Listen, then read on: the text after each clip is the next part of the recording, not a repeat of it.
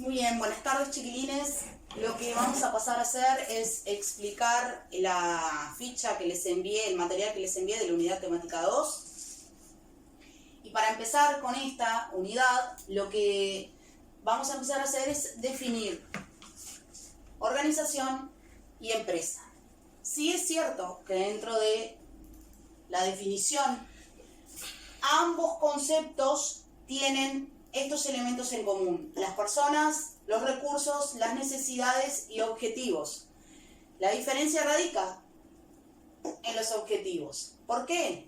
Porque las organizaciones son un conjunto de dos o más personas que aplican recursos, ya sean materiales, financieros, humanos o tecnológicos, al desarrollo de una actividad para satisfacer las necesidades del entorno con objetivos culturales, educativos, humanitarios, políticos, religiosos, sociales y económicos.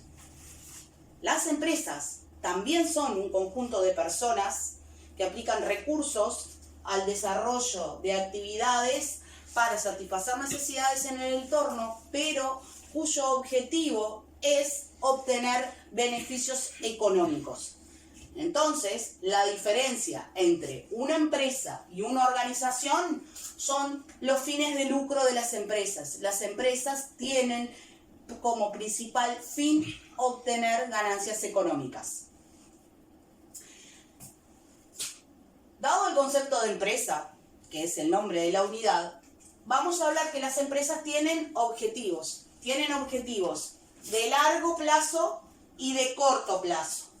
Los objetivos de corto plazo son metas intermedias, son metas más chiquitas que al cumplirlas, lo que hace es, esas metas chiquititas, contribuir con el desarrollo y con el logro de los objetivos de largo plazo. Además, toda empresa tiene una visión. La visión de la empresa es cómo esa empresa se ve en el futuro, es decir, a qué es lo que quiere llegar, en dónde se quiere posicionar. Esa es la visión, el futuro deseado de la empresa, a dónde quiero llegar.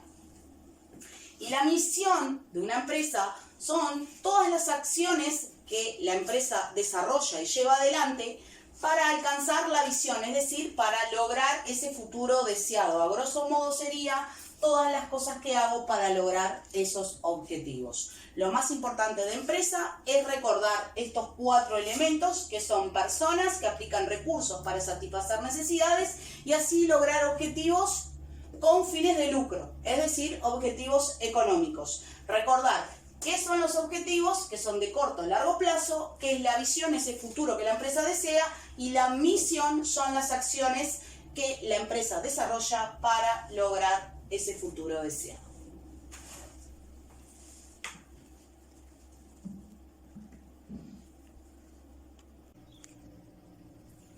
Muy bien, cuando hablamos de las empresas, que son esas organizaciones que tienen fines exclusivamente de lucro, es decir, maximizar sus ganancias a través del desarrollo de sus actividades, nos encontramos que las empresas tienen distintos tipos de clasificaciones. Las podemos clasificar. La primera clasificación que podemos hacer es según la actividad que desarrollen, es decir, según lo que hagan.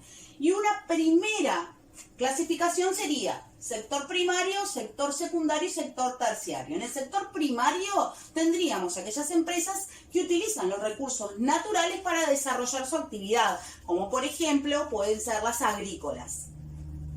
En el sector secundario tendríamos a las empresas que producen y comercializan productos. Y en el sector terciario tendríamos a las que brindan servicios y a los comerciantes propiamente dichos. Según la actividad podemos hacer otra clasificación. ¿Cuál es? Podemos clasificar en extractivas, en industriales, en comerciales y en servicios. Las extractivas son aquellas que explotan los recursos naturales. Son, por ejemplo, las canteras, las minas, el petróleo. Pueden ser recursos, la explotación puede ser renovable o no renovable. Pero por lo general en las extractivas son no renovables. Serían renovables en el caso de la forestación, por ejemplo, que yo corto el árbol pero tiene la posibilidad de volver a crecer. Después tendríamos las industriales. Cuando hablamos de las industriales nos referimos específicamente a las manufactureras, que a su vez se pueden subdividir en manufactureras de consumo final, es decir, son aquellas empresas que transforman materia prima en productos que van directamente al consumo final de los consumidores. Un ejemplo claro, los fideos. Todas las cosas que ustedes van a comprar al supermercado. Pero a su vez tenemos las de producción, que son aquellas empresas manufactureras, industriales a su vez, que lo que hacen es producir materias primas para que otras empresas hagan productos de consumo final. Puede pasar que empresas industriales, manufactureras de consumo final, a su vez sean proveedoras de otras empresas de producción. Por ejemplo, la manteca. La manteca es de consumo final para mí, pero para otra empresa, por ejemplo, no. En una panadería la manteca es la materia prima para poder hacer un producto de consumo final. No sé si se entendió. Cualquier cosa, después que miren todo el video, lo que hacen es mandarme las consultas. Después tenemos las comerciales. Cuando hablamos de las comerciales nos referimos a esas empresas que hacen la compra y la venta de mercaderías. Tenemos a los minoristas, yo soy un minorista, ustedes son minoristas, ¿tá? Vamos y compramos poquito. O al menudeo, que se les llama también. Mayoristas son aquellas empresas que compran para luego revender. Por ejemplo, los supermercados. Los supermercados son mayoristas. Y después tenemos a los comisionistas. ¿Qué es lo que hacen los comisionistas?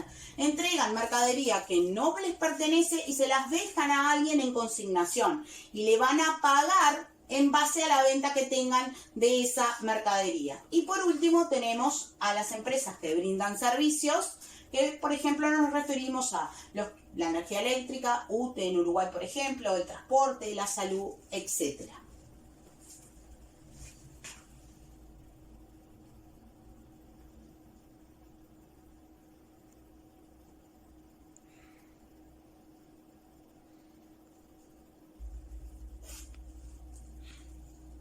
Muy bien, continuando con la clasificación de las empresas, después las podemos clasificar según su capital. En públicas, cuando los capitales provienen, o sea, el dinero, el recurso financiero proviene íntegramente del Estado, del gobierno departamental. En privadas, cuando el capital proviene de las personas, de los inversionistas o del titular de la empresa unipersonal. Y mixtas, cuando los capitales son tanto públicos como privados. Después podemos clasificar a las empresas según su forma jurídica. Lo que yo mandé en la fotocopia es algo muy por arriba porque la forma jurídica de las empresas ustedes lo van a dar después en derecho. No sé si este año o el año que viene. Con lo que está en la fotocopia alcanza y sobra. Según la forma jurídica podemos tener empresas unipersonales, es decir, una sola persona, y a su vez las empresas unipersonales tienen una gama variada. Están los monotributistas, están las pequeñas empresas, están las unipersonales sin contabilidad suficiente y las unipersonales con contabilidad suficiente. Lo único que tienen que recordar es que unipersonales es una sola persona. Y después tenemos a las sociedades comerciales, que están incluidas, o sea, tienen una ley específica que las regula, que es la ley 16.060. Las sociedades comerciales podemos tener las sociedades colectivas, las en comandita simple, las en comanditas por acciones, las más conocidas, las SRL, que son empresas de responsabilidad limitada, responden exclusivamente con el capital que tiene la empresa, con el patrimonio de la empresa, las sociedades anónimas, los consorcios, asociaciones, los grupos económicos, etc. Lo importante para recordar de la ley 16.060, es decir, de las sociedades comerciales, es que son 2 o más personas. Además, otra cosa importante a recordar es que las sociedades comerciales regulares necesariamente necesitan tener un contrato social, es decir, un acuerdo firmado antes de su constitución para saber la reglamentación a la cual se sujetan. Y después tenemos las sociedades comerciales irregulares que no tienen contrato social y, por ejemplo, me refiero a las sociedades de hecho. 2 personas se unen y deciden abrir una empresa y no hacen contrato. Según el tamaño, tenemos a la pequeña, mediana, grande y multinacional. Cuando hablamos de la pequeña y mediana empresa, nos referimos a las pymes. En Uruguay las pymes son muy importantes, en realidad son el tipo de empresa que más tenemos, son las que mueven la economía del país. Las grandes y las multinacionales ya hay, pero no son tan importantes como las pymes.